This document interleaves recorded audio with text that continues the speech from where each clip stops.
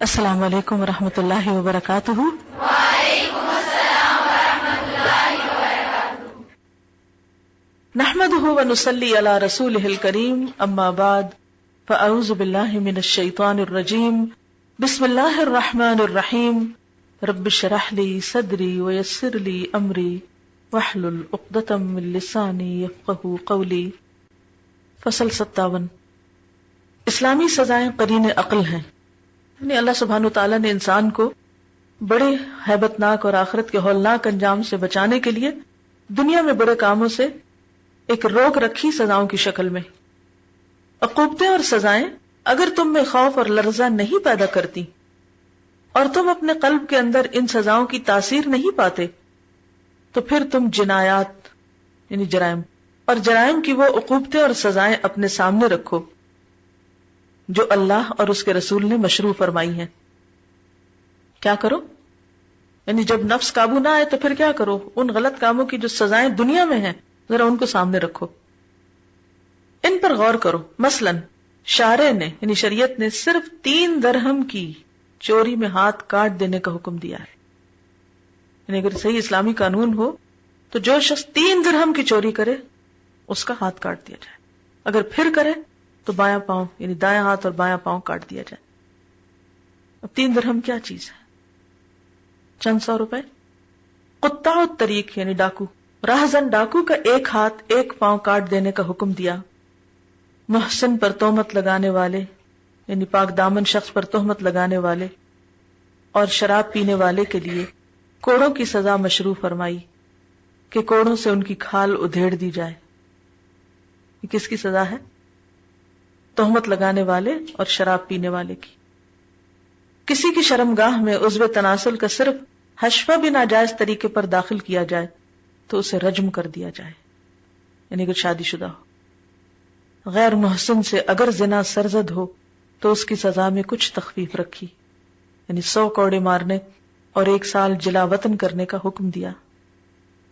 محرمہ عورت سے زنا کرنے والے یعنی جیسے ماں، بیٹی، بہن وغیرہ، فرض نماز ترک کرنے والے، زبان سے کلمہ کفر کہنے والے کے لیے یہ حکم دیا کہ اس کی گردن اڑا دی جائے۔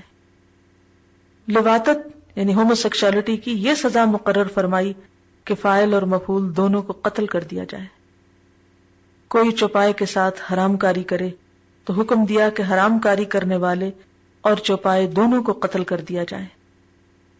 نماز کی جماعت ترک کرنے والے کے متعلق شارع نے یہ ارادہ فرمایا تھا کہ ان کے گھروں کو آگ لگا دی جائے۔ یہ اور اس قسم کی عقوبتیں مختلف قسم کی جنایات اور جرائم کرنے کے لیے شارع نے مشروع فرمائی ہیں، لیکن آج لوگ ان جرائم کو کتنا سنجیدگی سے لیتے ہیں۔ اگر دنیا میں ان گناہوں کی یہ سزائیں مقرر کی گئی ہیں تو کیا آخرت میں ان پر پوچھ بھی نہیں ہوگی؟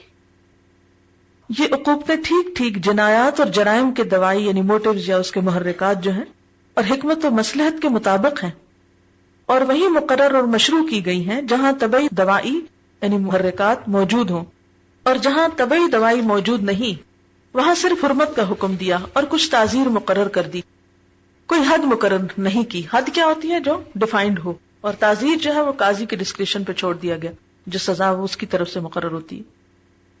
مثلا کسی نے گوبر کھا لیا، خون پی لیا، مردار جانور کا گوشت کھا لیا، ایسے جرائم کے لیے کوئی حد متعین نہ فرمائی، نہ کوئی خصوصی تعزیر مقرر فرمائی، لیکن وہ جنایات اور جرائم جن میں طبعی دوائی موجود ہیں ان کی عقوبت اور سزا ان کے مفاسد اور دوائی طبعیہ کے عین مطابق مشروع فرمائی۔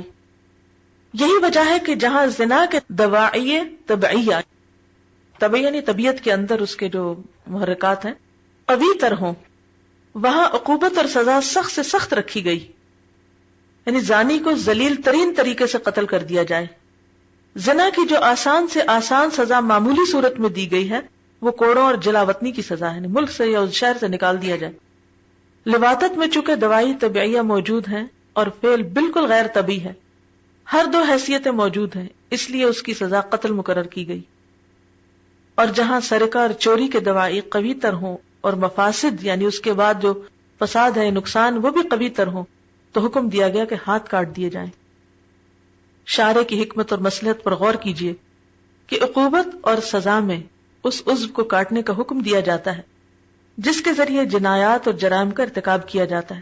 مثلا قطاع الطریق، راہزن، ڈاکو، کہ ان کا ہاتھ اور پاؤں دونوں کاٹنے کا حکم دیا، کیونکہ راہزنی ڈاکہ زنی کے یہی دو اصلی آلات ہیں، یعنی ان دو سے انسان یہ کام کرتا ہے. شارع نے قاذف یعنی تہمت لگانے والے کی زبان کاٹنے کا حکم نہیں دیا، حالانکہ جنایت اور جرم کا ارتکاب زبان ہی سے ہوتا ہے، کیونکہ زبان کاٹنے کے مفاسد جنایت اور جرم سے زیادہ ہیں، اور اسی لیے اس کی عقوبت اور سزا صرف یہی رکھی کہ قاذف یعنی تہمت لگانے والے کو کوڑے لگائے جائیں اور اس کے پورے جسم کو تکلیف پہنچائی جائے. کہا جائے کہ زانی کا عضو تناسل کیوں نہیں کاٹا جاتا کہ اسی سے وہ جنایت اور جرم کا ارتکاب کرتا ہے.